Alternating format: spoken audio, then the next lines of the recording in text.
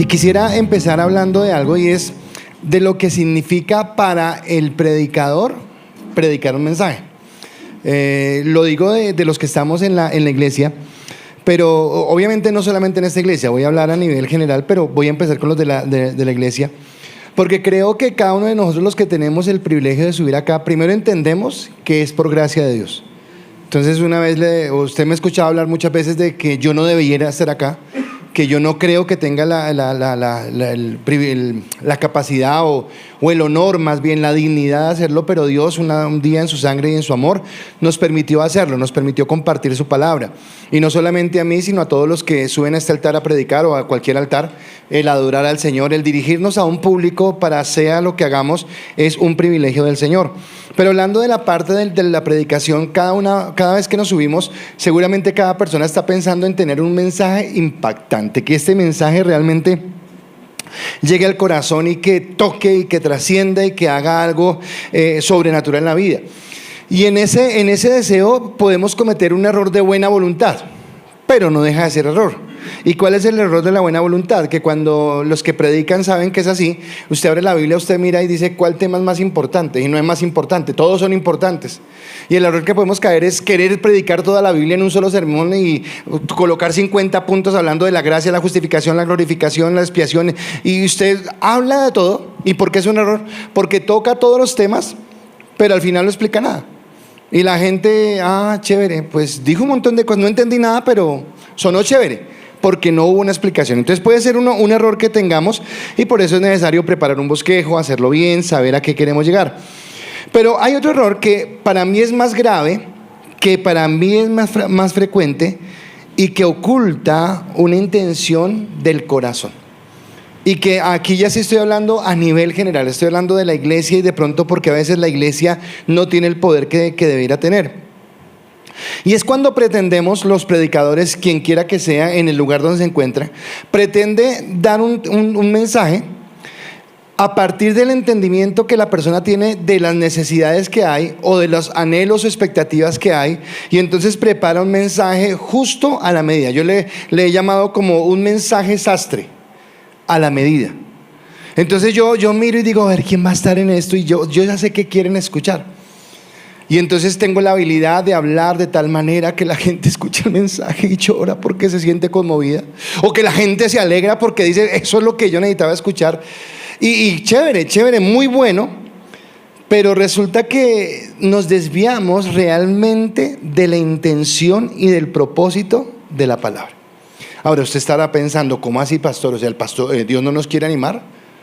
¿O Dios no nos quiere hablar a una necesidad? No, yo no estoy diciendo eso. Yo estoy hablando de cuando el predicador es el que a partir de él cree lo que es mejor y acomoda la Biblia a lo que quiere decir.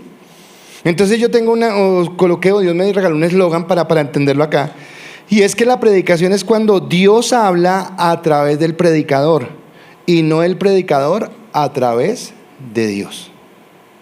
Y tal vez el entender que hay predicadores que ponen a Dios a hablar de lo que ellos quieren decir, es donde encontramos mensajes que realmente no vienen del corazón de Dios, sino vienen más bien de la intención de alguien para encontrar adeptos, para recibir aplausos, para lo que sea, pero realmente que no es lo que Dios quiere. Y cuando el predicador habla, es quien habla y no Dios el que habla a través del predicador. ¿Qué recibe la iglesia? La iglesia recibe motivación, la iglesia recibe anhelo, ánimo, fortaleza, pero todo lo que recibe es humano, no es divino. Es del ser humano. Entonces hay muchos, voy a darle gusto a todos los que quieren que diga algo, voy a decirle. Entonces yo podría decir, hoy estoy triste porque Millonarios ha perdido. Sí, estoy triste. Pero la motivación porque gane o la motivación o la desmotivación porque pierda, es eso, solamente ganó o perdió, pero pare de contar. No afecta en nada la vida. No cambia o no trasciende en nada la vida. Y eso pasa con ese tipo de mensajes, que me anima, me fortalece, me lagrimea. Pero ya no pasó nada, es algo humano, pero no trasciende a lo espiritual. Esto da como resultado, y este resultado es muy peligroso, que tengamos iglesias emocionadas, pero no iglesias edificadas. Y tal vez hoy podemos encontrar muchas iglesias emocionadas, pero no iglesias edificadas. Y cuando la iglesia no es edificada, quiere decir que la iglesia no tiene un fundamento. Y cuando la iglesia no tiene un fundamento, esa iglesia no tiene poder. Así que no es solamente, ay, pero es que también no, es que la palabra es la que nos da el fundamento, es la que nos permite fortalecernos y es la que nos da el poder para entender o conocer la dimensión del Dios al que adoramos. Pero si no lo hay, entonces estaremos simplemente alimentándonos a través de la motivación y nos gustará la motivación. Entonces el tipo de iglesia es lo que busca es eso, que levantemos el aplauso, el amén, gloria a Dios, aleluya, y Dios nos puede. Pero cuando nos hablan temas espirituales como que porque nos gusta más ser movidos en la emoción que realmente ser nutridos en lo espiritual. Y acá es la parte en la que yo quiero centrar mi mensaje, porque hoy el título de la enseñanza es el mejor mensaje. ¿Cuál será ese mejor mensaje? ¿Cuál será esa palabra que realmente necesitamos para caminar en lo que Dios quiere? Decía Héctor hace un momento cuando se ministraba la cena, y creo que lo decía Mateo en una parte de la administración también. Si yo hiciera una encuesta pequeña en este momento, seguramente cada uno de nosotros tiene una necesidad específica. ¿Y qué más quisiera usted que el mensaje de hoy fuera para su necesidad específica? Pero tal vez si ese mensaje no viene de Dios, sino, yo como conozco que tal persona está como mal económicamente, entonces voy a hablarle de... Pues sí, nos alentará, pero no producirá realmente un cambio. Entonces, ¿cuál es el mensaje? Y yo quiero irme a la iglesia primitiva, cuando la iglesia inicia. Y cuando yo veo la iglesia primitiva, la iglesia inicia cuando viene un día que se llama el Pentecostés. El Espíritu Santo viene sobre las personas que están allí, empiezan a hablar. Bueno, hay un alboroto, hay una tribulación, una situación viene fuerte allí. Y dice la palabra en Hechos capítulo 2, para los que están anotando, del versículo 14 al 36, que registra el primer sermón de Pedro. Este es el primer sermón de Pedro. Y no lo voy a leer porque es muy largo, pero si usted lo quiere leer en su casa. Y este mensaje fue un mensaje tremendamente confrontante. O sea, fue confrontante al extremo que llamaba a la gente al arrepentimiento. Oiga, estamos pecando. Necesitamos arrepentirnos, necesitamos cambiar, necesitamos ser diferentes. Y dice la palabra que en ese primer mensaje, que no tenía nada de motivacional, que no tenía nada de mover las emociones, sino muy concreto, muy frentero, 3,000 personas se convirtieron. Tremendo, 3,000 personas aceptaron al Señor ese día. Sigue diciendo la historia que pasados unos días, Pedro y Juan, siguiendo el rito que había en ese momento, iban al templo a orar. Y que llegando al templo había una persona coja allí de nacimiento. Les pidió una limosna, les dijo, necesito algo. Y usted ha leído, Pedro lo mira y le dice, pues no tengo ni oro ni tengo plata, pero de lo que tengo te doy. En el nombre de Jesús, levántate y anda. Y este tipo se para y empieza a saltar. Y es algo sobrenatural. Ahora, cuando esto sucede, la gente empieza a indagarle a él, bueno, pero ¿qué fue? ¿Quién fue? O sea, ¿qué fue lo que pasó? Lo conocemos, usted toda la vida ha estado ahí postrado y ahora camina. ¿Qué fue lo que hizo? Y buscan a Pedro y a Juan para preguntarles sobre lo que está pasando, y ellos dan su segundo mensaje. Ahora, pero yo me coloqué en la escena.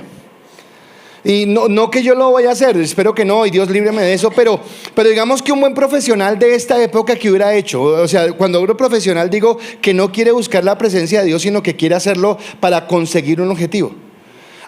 Pues hubiera colocado el énfasis en la hazaña. ¿Vieron el milagro, no? Yo, que soy el ungido, que camino de la mano de Dios y que la gloria de Dios desciende sobre mi vida. Hubiera podido decir eso, ¡wow! Y todo el mundo, ¡ay, tóqueme a mí también! O tal vez pudo haber hablado acerca del milagro y de ver cómo cosas sobrenaturales. ¿Cuál es su problema? Su situación ahora mismo, venga, porque en el nombre de Jesús ya está resuelta. Podría haber sido también. Pero no, Pedro no predica así. Pedro nuevamente vuelve a Cristo. Pedro nuevamente vuelve al arrepentimiento. Y nuevamente les dice, señores, estamos mal. Y si no nos arrepentimos, estamos por fuera de la voluntad de Dios. Y es más, al final dice, agrega en su mensaje, dice, arrepentíos para que vengan del Señor tiempos de refrigerio, dice la palabra. Así que otra vez su mensaje es confrontante. Y si en el primer mensaje se convirtieron 3.000 personas, en este segundo mensaje se convirtieron 5.000. En 2 mensajes, 8.000 personas ya convertidas al Señor de una manera real, porque no se movió de la emoción, sino porque realmente se llegó a una necesidad. ¿Cuál era el mensaje? ¿Cuál era la palabra? Arrepiéntase. Pilas, por donde vamos caminando estamos mal, arrepiéntase. O sea, si sigue por ahí y usted está caminando hacia el abismo, arrepiéntase. ¿Y de quién habla? ¿Cuál es el mensaje central? ¿Cuál es el mejor mensaje que podemos escuchar? Cristo. El mejor mensaje es Cristo, el mejor mensaje es su palabra, es lo que hay. O sea, en medio, independiente de la necesidad que usted tenga, de la oración que esté haciendo, de lo que esté pasando, nuestros ojos deben estar puestos en Cristo, y el predicador debe llevarnos siempre a Cristo, porque el predicador es un instrumento, pero es Cristo la razón de ser del mensaje. Así que sin importar el tema, sin importar la necesidad, sin importar el milagro, sin importar la doctrina, lo que tenemos que estar atentos es que el predicador, cuando predique, glorifique a Cristo. Que el predicador se encargue de que el nombre de Cristo sea exaltado, que las personas puedan mirar a Cristo, y que la iglesia, y esto ya es para nosotros como iglesia, que podamos sentirnos confrontados, porque la palabra en algún momento nos confrontará, que nos podamos sentir consolados, porque la palabra nos consolará, que la palabra nos permita ser edificados, porque la palabra nos edificará, y que todas estas 3 cosas, ser confrontados, ser consolados, ser edificados, nos lleve a un mismo objetivo: enamorarnos más de Cristo. Que realmente yo anhele conocerlo más a Él, que realmente yo anhele caminar en Él, que realmente yo desee caminar en la gracia, en el amor y en la bendición de lo que Dios tiene. Y usted dirá: bueno, pastor, ¿y por qué todo esto? ¿Por qué nos está hablando esto? Bueno, seguimos en nuestro estudio de Éfeso, de la carta a los Efesios, en la ciudad de Éfeso. Seguimos hablando acerca de la iglesia, un milagro, un misterio escondido. Y después de que Pablo lleva 2 capítulos hablándonos varias cosas que parecen lo mismo pero que son diferentes, y solamente un recorderis de 1 minuto para que usted lo recuerde: fuimos escogidos por el Padre, fuimos redimidos por el Hijo, fuimos sellados por el Espíritu Santo, que aunque éramos pecadores, Él pagó un precio de amor por cada uno de nosotros, que entendimos que fue en Él, por Él y para Él que lo entendimos, que aunque como gentiles no teníamos ninguna esperanza, Él de los 2 pueblos, de los judíos y los gentiles, eso lo vimos hace 8 días y lo vimos el miércoles, ha hecho un solo pueblo. Después de esto llegamos al capítulo 3 de Efesios, y en el capítulo 3 es ya la recta final de esa primera parte de la carta. ¿Qué es la primera parte? Proclamar. ¿Y qué es lo que proclama? El Evangelio. Cuando lleguemos al capítulo 4, y cuando estudiemos el capítulo 4, el capítulo 5, el capítulo 6, lo que nos va a decir es: oiga, ¿se acuerda todo lo que escuchó? De que fue sellado, de que fue escogido, de que fue total. Ahora viva de esta manera, actúe de esta manera. Eso es lo que nos van a decir los siguientes capítulos. Pero acá entramos en este capítulo 3 a la recta final de esa proclamación. Y es como si Pablo hiciera un paréntesis. ¿A qué me refiero un paréntesis? Como dice: espere un momentico. Quiero decirles algo. Quiero decirles en primer lugar por qué para mí es tan importante predicar esta palabra, es lo que va a decir Pablo. Y en segundo lugar, y por qué para ustedes es tan importante entenderlo y aplicarlo. O sea que en lo que vamos a ver hoy nos va a decir por qué es importante predicar esta palabra, pero por qué es importante para nosotros recibir esa palabra. Y hoy vamos y no solamente recibirla, sino aplicarla, vivirla en nuestro cotidiano vivir. Y hoy vamos a tomar Efesios capítulo 3, vamos a estudiar del versículo 1 al versículo número 13. Eso es lo que vamos a hacer hoy. Efesios capítulo 3, versículo 1 al versículo 13. Y empiezo con algo que es el eslogan de nuestro año, de lo que Dios ha colocado para nosotros en este año. Y es: el Evangelio te cambia de adentro hacia afuera. El Evangelio te cambia de adentro hacia afuera. Quiero que por un momento piense si realmente el Evangelio lo ha cambiado. Si usted es la misma persona que caminaba antes de conocer a Cristo. Porque sea que usted esté bien ahorita con el Señor, si usted está bien con el Señor, usted se va a dar cuenta que realmente su vida ha cambiado. Que ahora las antiguas costumbres o hábitos que tenía han cambiado. Pero si tal vez usted no está caminando bien con el Señor, pero usted es elegido, usted es escogido, usted estará viviendo en este momento un desierto, porque usted querrá acomodarse al pecado y el Señor no le va a permitir acomodarse a ese pecado. Así que si quiere entender por qué se siente como se siente, es porque el Señor ¿Y cómo se termina eso? Reconcíliese. Porque el Señor no nos soltará, porque Él en su misericordia nos ha elegido según lo que vimos. Así que el Evangelio cambia de adentro hacia afuera. ¿Y cómo veo yo ese cambio? Quisiera empezar leyendo de ese texto que les voy a leer, capítulo 3, versículo 1 al 13. Quisiera empezar leyendo solamente el versículo 1 y el versículo 13. Porque Pablo acaba de hablarnos. ¿De qué nos habló Pablo? Nos habló del plan de salvación, nos habló del propósito de Dios, nos habló de cómo nos escogió, nos habló de cómo Él tiene ese propósito con nosotros para la humanidad. Pero en el capítulo 3, versículo 1 y al final el versículo 13 dice lo siguiente: cuando pienso en todo esto, yo, Pablo, prisionero de Cristo Jesús, por el bien de ustedes los gentiles. ¿Dónde está Pablo? ¿Dónde está? En la cárcel. Un lugar deseable, ¿verdad? Qué chévere. No es un lugar deseable. Pero Pablo está en la cárcel. ¿Por bien de quién? ¿De quién? De los gentiles. ¿Quiénes son los gentiles? Esta gente es pila, muy bien. Por bien de los gentiles somos nosotros. Versículo número 13, ¿qué dice? Por eso les ruego, ¿a quién está hablando? ¿A quién está hablando? A los gentiles. Por eso les ruego que no se desanimen a causa de mis pruebas en este lugar. Mi sufrimiento es por ustedes, así que deberían sentirse honrados. Oiga, tremendo Pablo. O sea, qué amor, qué entrega, qué generosidad, qué desprendimiento. Señores, estoy en la cárcel, pero sufro esto por amor a ustedes. Tranquilos, no se desanimen, vamos adelante en Cristo. Ahora, yo quedo enamorado de Pablo. Digo, tremendo, o sea, este amor que él tiene. Pero la pregunta es, ¿Pablo siempre fue así? O sea, este amor que uno le ve, que está dispuesto hasta la cárcel, ¿siempre fue así? Y resulta que cuando yo empiezo a mirar, digo, bueno, espere, pasó algo, acá pasó algo. Porque este que está hablando acá no es el mismo que se conoció al principio cuando apareció.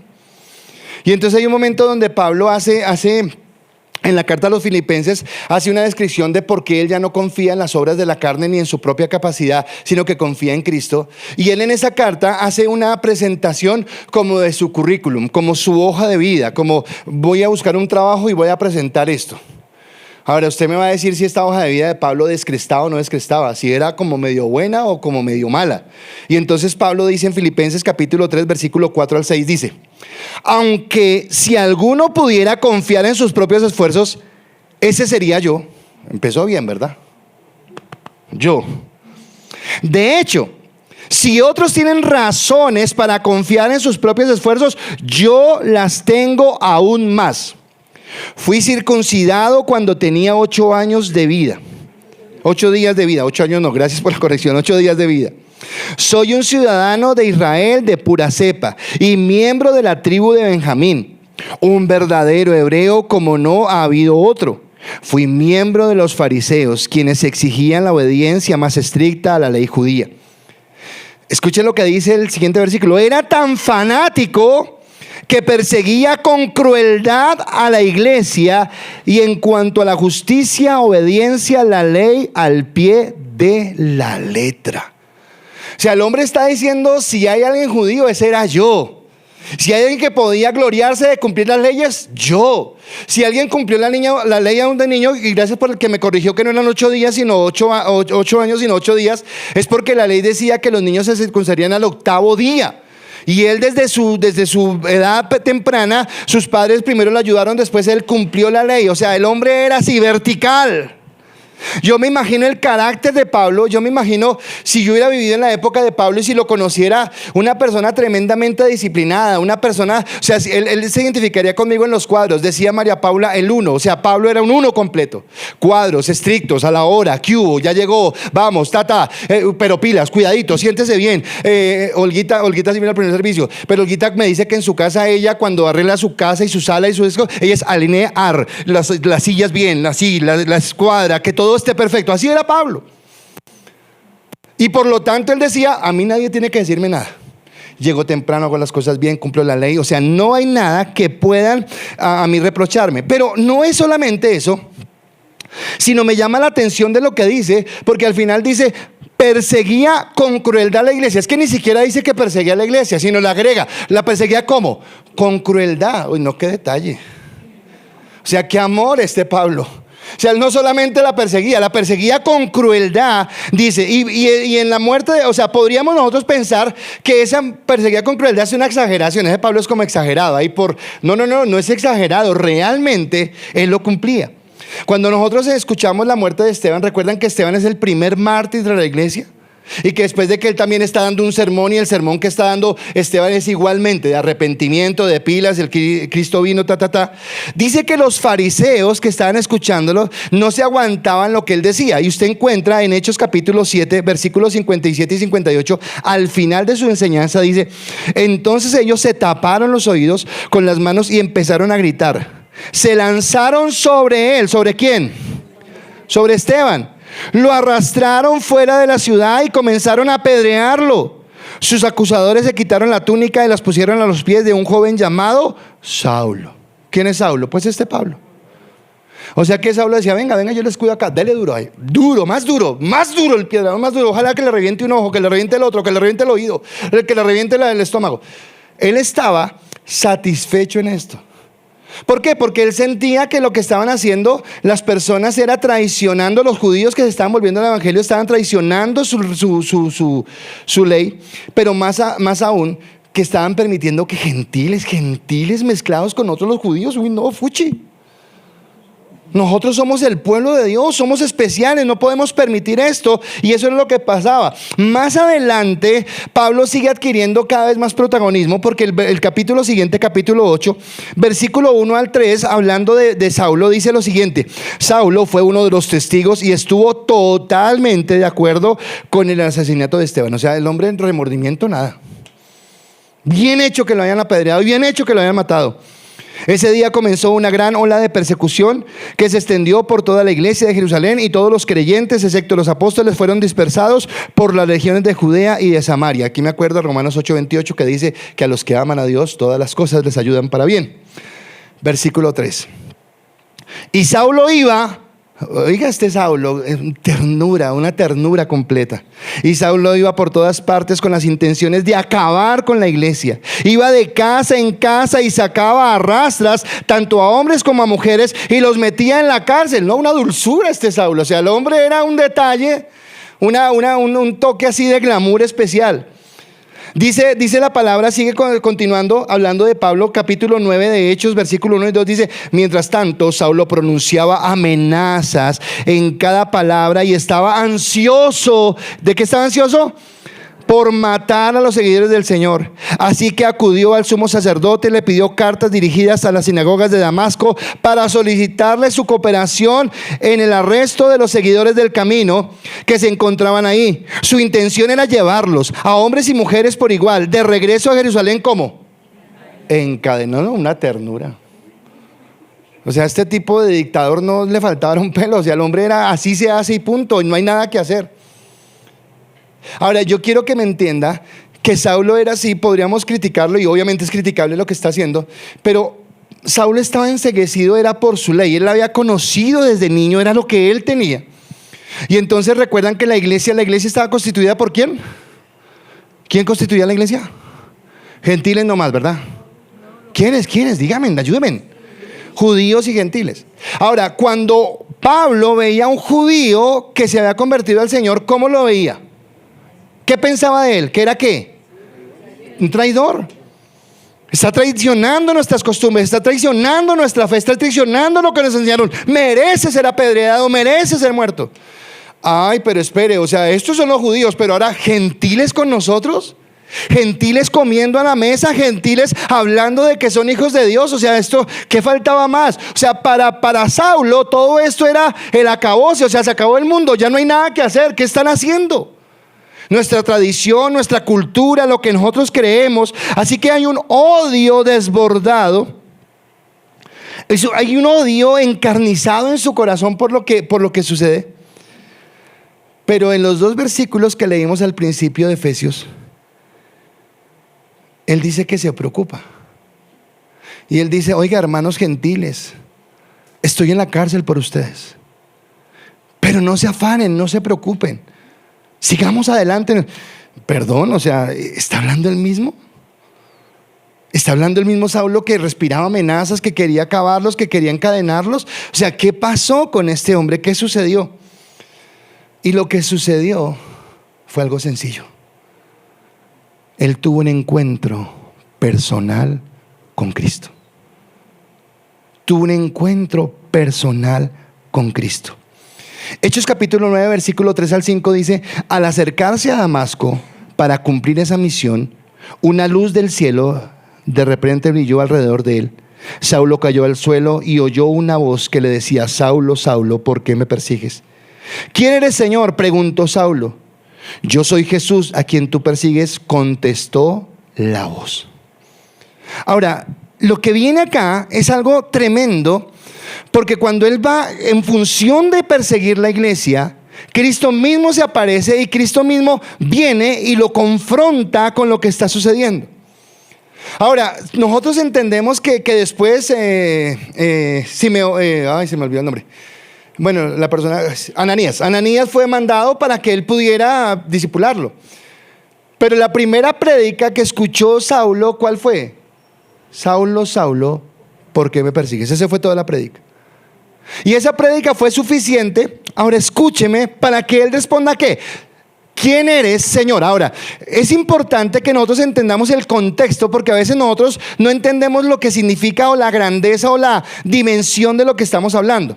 Pero estamos hablando de un Saulo que había dicho: yo soy capaz, yo soy de la ley, yo lo he cumplido todo, tengo el prestigio, tengo el reconocimiento, nadie me puede criticar, nadie puede hacer esto, estoy caminando conforme a lo que quiere. Pero cuando él escucha la voz, él dice: ¿quién eres, Señor? Ahora, ese Señor, si usted quiere colocarlo en el contexto nuestro, es: ¿qué quieres, amo mío?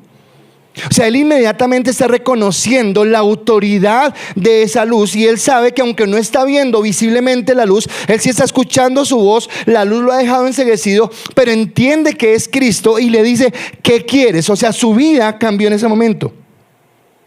Y la pregunta que le hace Jesús, ¿cuál es? ¿Por qué me persigues? Una pregunta. ¿A quién está siguiendo Pablo? A la iglesia. Pero Jesús, ¿qué le pregunta? ¿Por qué me persigues? Y acá vuelve y nos da el énfasis de lo que significa para Cristo la iglesia. Porque perseguir a la iglesia es perseguir a Cristo. Porque criticar a la iglesia, calumniar a la iglesia, seguir a la iglesia, hablar mal de la iglesia, levantar falsos testimonios contra la iglesia, es levantar falsos testimonios, es mentir, es hablar mal, es ofender a Cristo mismo, porque Cristo derramó su sangre en la cruz del Calvario por la iglesia. ¿Y quiénes son las iglesias? Los hombres y mujeres que a lo largo de la historia, judíos y gentiles, han aceptado la fe de Cristo en su corazón para caminar en él.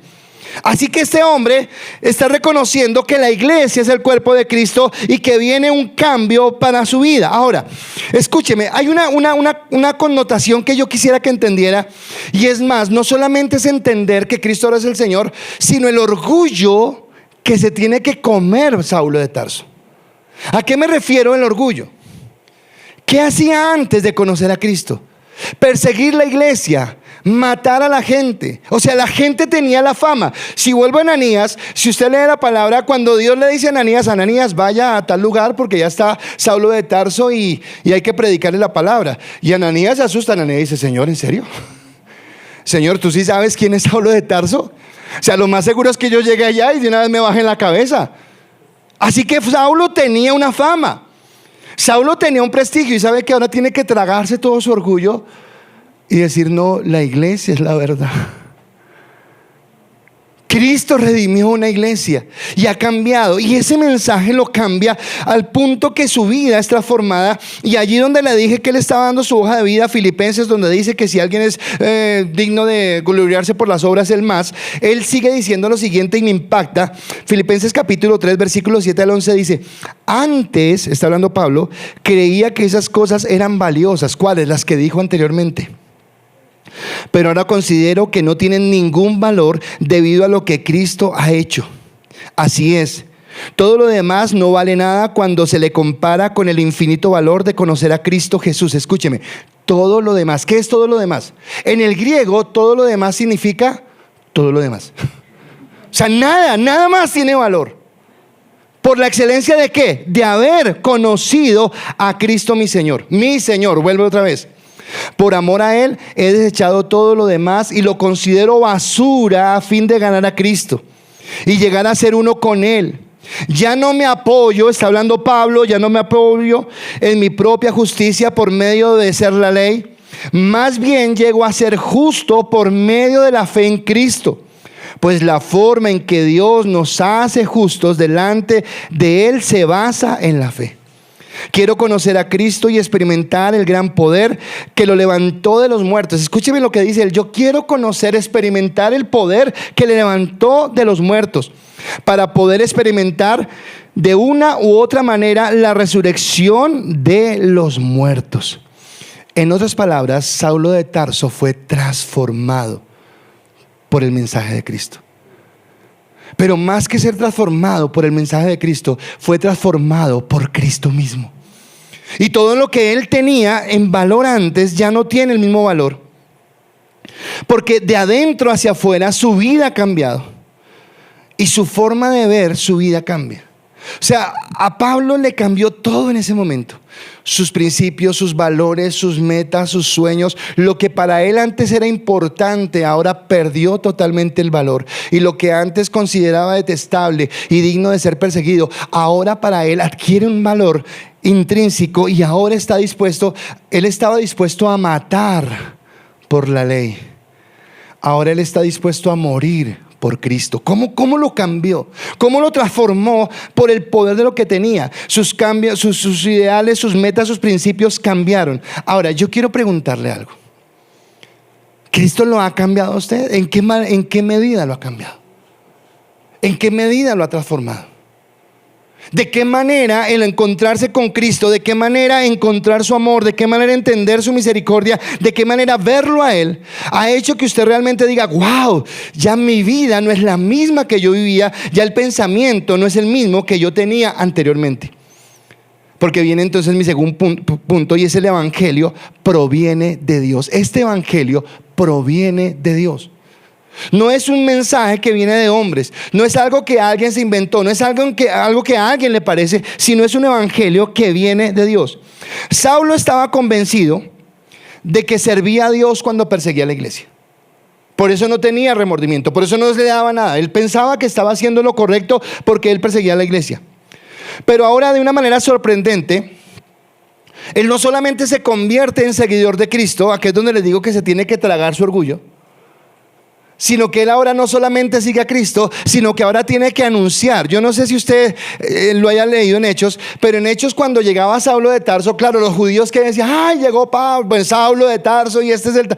Y le daban la sinagoga para que él predicara, y él se subía al púlpito. Pero ya no predicaba lo que predicaba antes. Ahora dice: no, hermanos, es que la verdad es que bueno, y salga apedreado ahí ahora a predicar en la costa, a predicar en la calle, porque ya no le permitían entrar más a la sinagoga.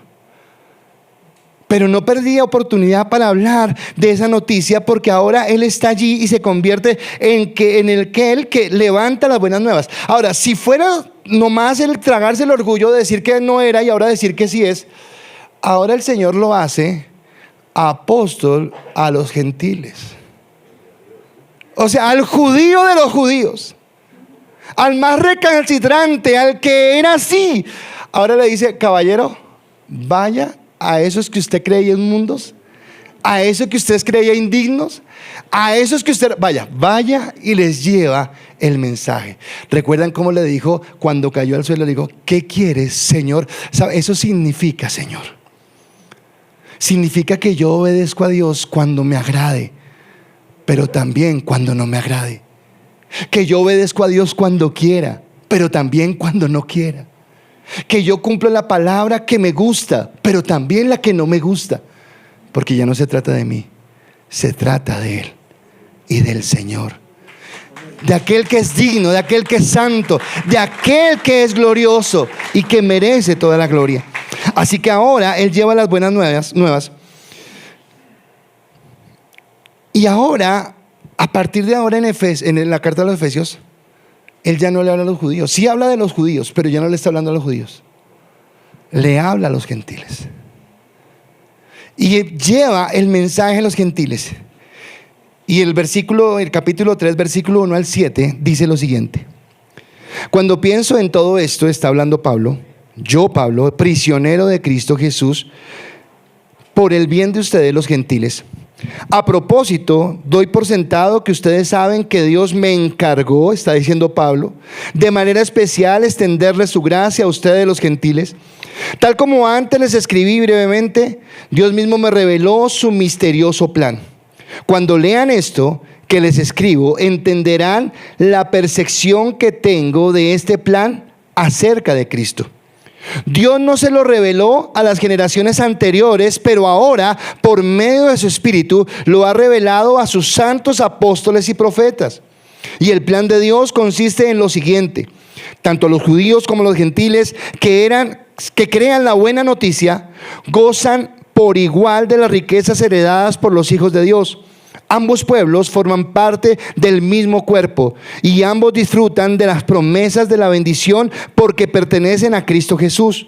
Por la gracia y el gran poder de Dios, se me ha dado el privilegio de servirlo anunciando estas buenas noticias. Ahora, está hablando el exfariseo, está hablando el judío que era legalista y que cumplía la ley. Y ahora está enseñando sobre un tema. Escúcheme, este tema tiene dos connotaciones. Primero, es extraño para los judíos. O sea, los judíos están diciendo: Pablo, ¿Pablo de qué está hablando? ¿Qué le pasa? No es el mismo Pablo que siempre conocemos. Está diciendo cosas extrañas que no entendemos. Pero además de ser extraño para los judíos, es un tema difícil de entender tanto para judíos como para gentiles. Los judíos porque están en su ley y los gentiles porque ni sabíamos que teníamos necesidad de Dios. Y él dice: ahora ustedes son coherederos. ¿Coherederos? ¿Coherederos de qué? O sea, ¿qué herencia tenemos? ¿De qué está hablando Pablo? ¿Qué es lo que está diciendo? Y entonces acá, cuando usted va al Antiguo Testamento, escúcheme lo que le dije hace un momento, usted encuentra que en el Antiguo Testamento hay una cantidad de cosas que están allí ocultas, que están allí escondidas, que ninguno de los profetas ni de las personas que estuvieron en el Antiguo Testamento entendían. Los profetas muchas veces escribían escribían lo que el Espíritu Santo les daba, lo que les daba para eso, pero ni entendían. Cuando usted lee Daniel, por ejemplo, Daniel dice: y toma las palabras que te he dado y séllalas porque es para el final de los tiempos. Como le dice Daniel, ni se esfuerce, usted no va a entender nada ahorita. Y Daniel, ok, creo, y lo sellaba. Pero ahora viene el Nuevo Testamento, viene la gracia, viene Cristo, viene la revelación de la palabra, y aquello que era un misterio ahora se hace real. Ahora, el misterio no solamente en la iglesia, hay más misterios. No se los voy a decir ahorita porque pecaría en lo que dije al principio, de hablar muchas cosas y no decir nada. Pero hoy el misterio del que nos habla es acerca de ese misterio que judíos y gentiles se convierten en un solo pueblo, en el pueblo de Dios, y que ellos se hacen coherederos de lo que Dios quiere darles, de unas promesas que ha entendido, que ha dado para ellos, las promesas de la salvación, de la vida eterna, de caminar con Él, de ser coherederos con Cristo, de ser hijos de Dios, hermanos de Cristo, de ser la iglesia del Señor, el poder y la gloria del Señor. Así que esa promesa de la que hablábamos hace 8 días, donde decíamos que en Génesis 12:3 decía: y en ti, Abraham, serán benditas todas las familias de la tierra, se hace ahora real y se hace ahora entendible en el Nuevo Testamento, cuando Pablo mismo en Gálatas capítulo 3 versículo 18 dice: y ahora no hay judío ni griego, no hay esclavo ni libre, no hay hombre ni mujer, sino que todos son hechos uno en Cristo Jesús. Así que Él levanta un cuerpo unido, donde en este cuerpo no hay distinción de raza, no hay distinción económica, no hay distinción espiritual, donde a todos los que hemos depositado nuestra fe en Él, doctos e indoctos, hombres y mujeres, blancos y negros, pobres y ricos, a todos los que hemos creído en Él, nos permite ser la iglesia de Jesucristo. Y viene el último, y es: el evangelio es el mejor mensaje.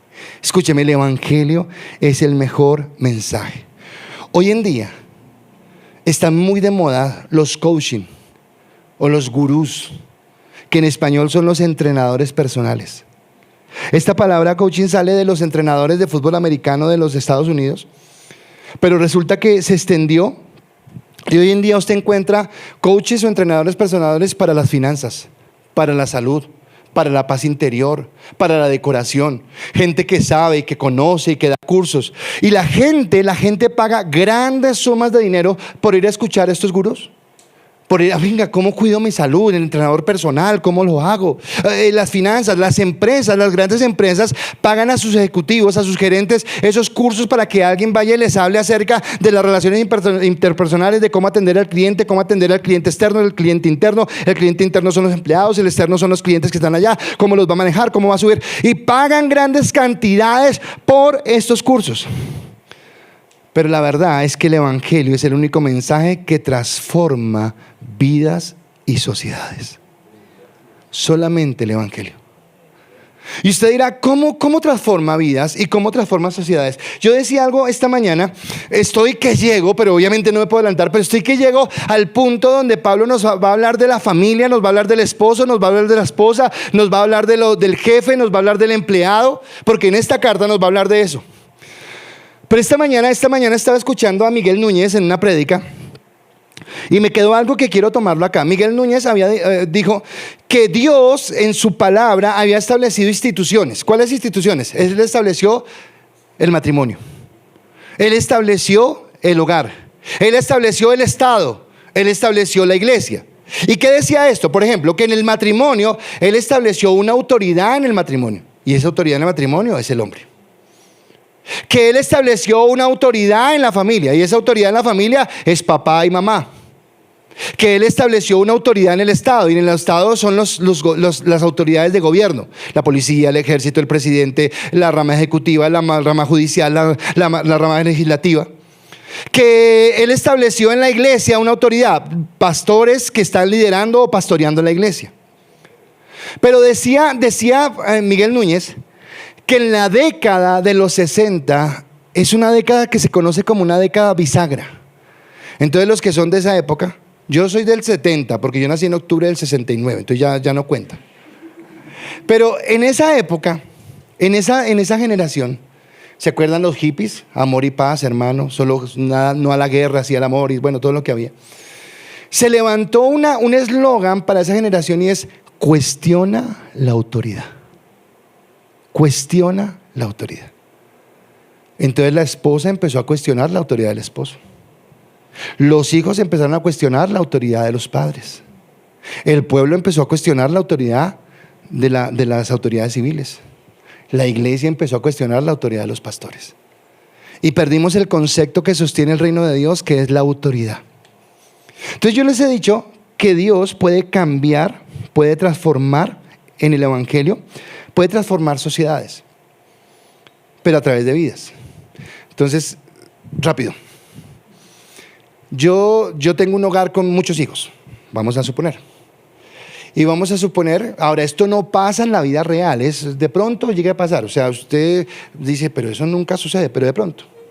Entonces de pronto hay un hogar donde la esposa tiene al esposo. Y entonces en esa casa se hace todo lo que el esposo obedece. Y cuidadito, y no sé qué.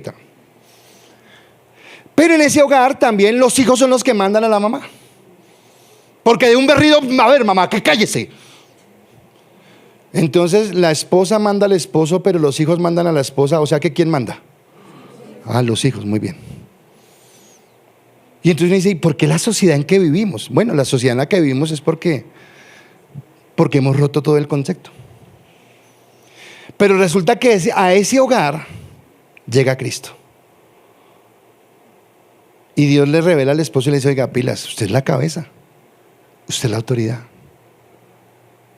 Y le revela a la esposa y le dice, oiga, crea en Él, va a ser una buena autoridad, pero sujétese, sométase. Como Dios cambia de adentro hacia afuera, se dirá, eso es imposible. No, es que Dios cambia de adentro para afuera. Y los hijos son tocados por la palabra y aprenden a respetar y obedecer la autoridad de papá y de mamá. Así que, ¿qué pasó con ese hogar? Fue transformado. Pero eso que pasó en mi casa, pasó en la casa del vecino. Y pasó en la casa del otro vecino. Y pasó en la casa del otro vecino. Entonces ahora le pregunto, ¿qué pasó con esa sociedad? Pero ¿quién lo cambió? El mensaje del evangelio, la palabra.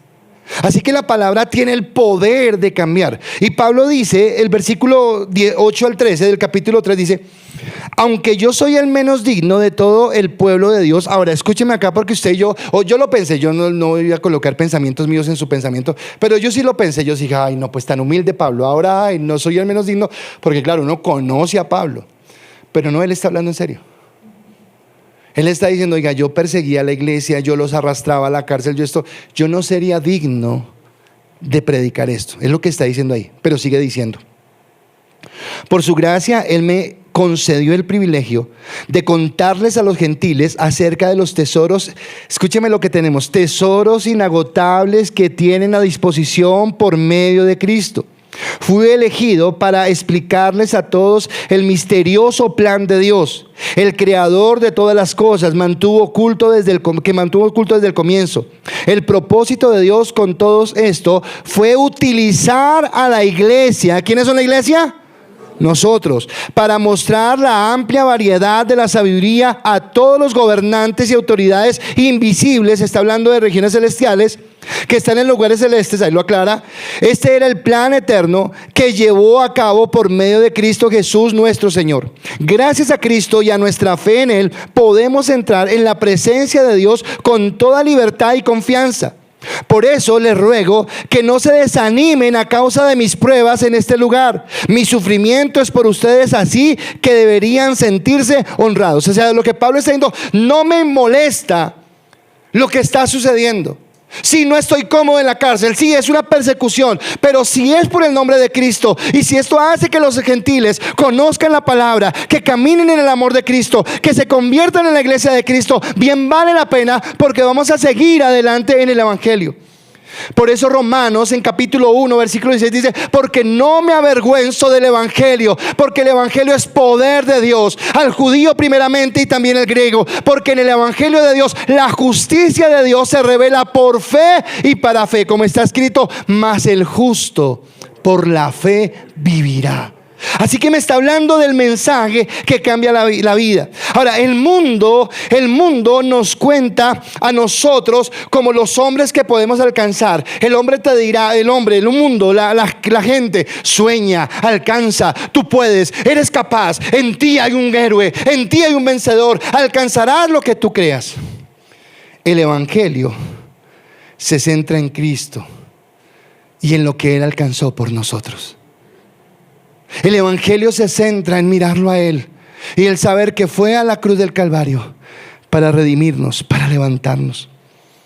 El mundo nos motiva, nos impulsa, nos alienta. Tú puedes, despierta ese campeón, vamos héroe, tú puedes, lo lograrás.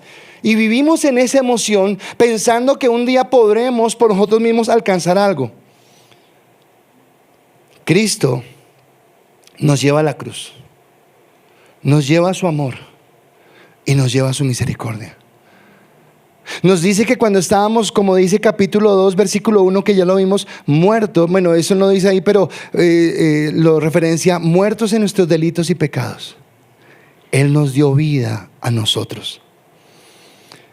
Afecta el entorno no solamente natural, sino también el espiritual. Y acá yo quiero que me escuchen todos, porque nosotros, como no entendemos lo espiritual, yo pienso que mi crisis económica es solamente económica porque tomé malas decisiones y me doy cocotazos porque esto. Yo pienso que esa tentación con la que estoy lidiando, no, pues es que es lo que me gusta a mí y es mi deseo, y entonces yo quiero, pero no más. O yo pienso que esa enfermedad que llegó, esa enfermedad, ay no, y llegó, y ahora ¿cómo hacemos? Pero nosotros no entendemos que hay un contexto espiritual.